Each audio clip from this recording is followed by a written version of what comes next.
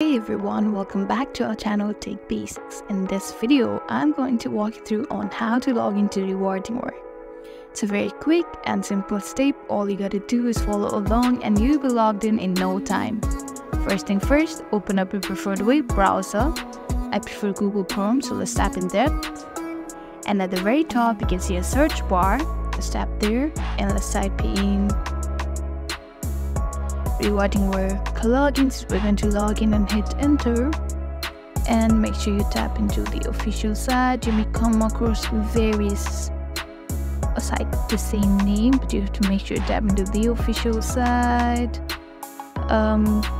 Yeah, let's tap in here and let's tap into rewarding work, and at the very top you can see three line bar. Let's tap there and login, and there you are. You'll be greeted with this login page. All you gotta do is type in your email,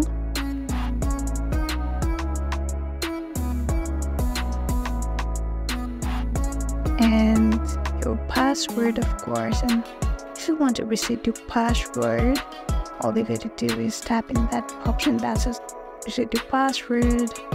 And I hope you have an account, but if you do not have an account, you can simply create a new by hitting that create account option.